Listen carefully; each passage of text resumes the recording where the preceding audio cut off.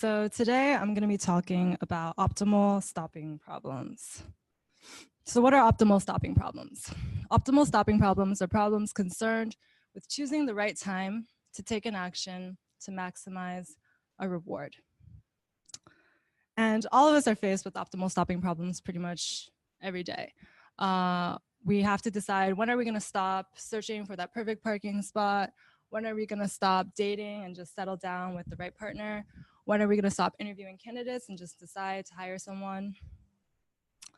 And the key thing to kind of remember with optimal stopping problems is that the crucial dilemma isn't necessarily which option to select, but rather how many options to consider. And the best way I can kind of explain this is by going into what is known as the secretary problem. The name derives from a paper written in 1964, which presents a scenario where basically a bunch of old white men are trying to hire the best candidate for a secretary position.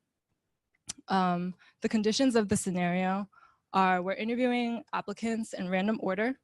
If we extend an offer, then they're guaranteed to accept. But if we pass them over, then they're gone forever. We can't extend an offer to them anymore. And the last condition is that there's no objective scoring system. We can only kind of measure applicants relative to each other. So when should we stop interviewing candidates?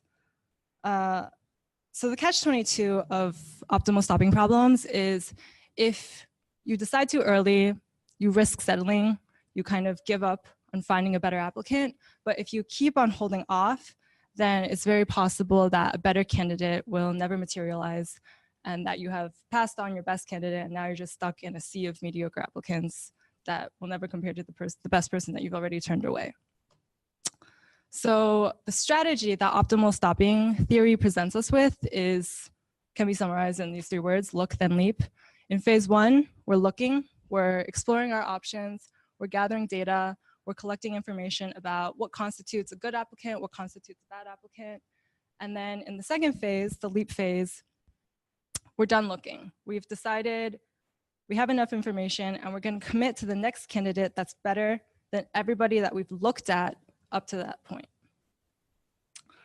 And again, I want to reiterate that the crucial dilemma here is not which option to select, but how many options to consider.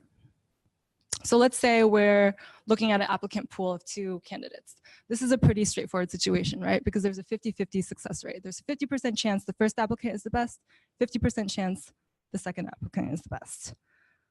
But when we expand the pool to 3 candidates, it starts to get a little more interesting. When we're interviewing the first applicant, we still don't have any information. We don't have a basis of comparison. We don't have a reference point. But when we're interviewing the third candidate, we don't have any agency. We've already run through all the applicants in the pool. And we're basically stuck with that candidate because there's no one left to interview. When we're interviewing the second candidate, however, we have a little bit of information, a little bit of agency.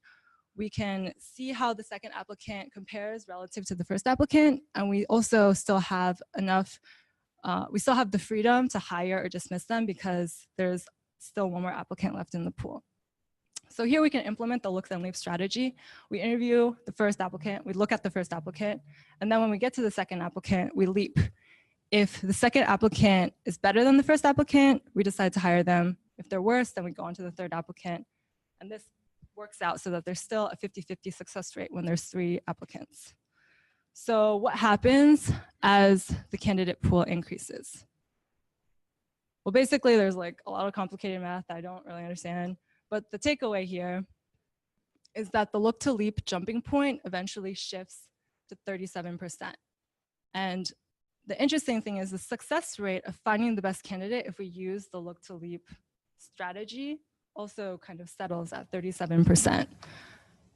And you can kind of see how like the numbers converge as the applicant pool grows larger and larger. And this works even if you're working with like 1 million applicants, 10 million applicants, 1 billion applicants, it stays at 37%. So what does a 37% success rate mean? A 37% success rate means that there's still a 63% chance that we're going to fail. And this is assuming all the pristine, sterile conditions of this model, that we we have no rejections, we have no recalls, that there's no objective information. And real life doesn't really emulate that, right? Because sometimes we get rejected, sometimes we get second chances, and sometimes we have a little bit more information, sometimes we don't.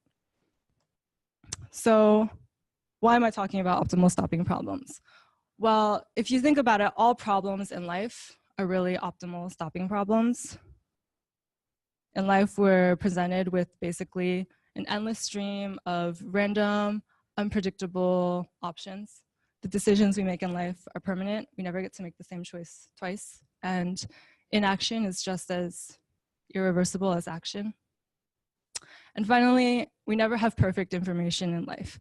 I think a lot of us kind of think of rational decision making as this process where we collect all of our options, we exhaustively analyze all of them, and then in the end we come to like this robust, informed decision. But that doesn't really work because our time is limited on Earth.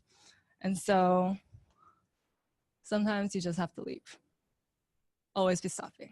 And those are the books that I pulled this talk from, basically. That's all.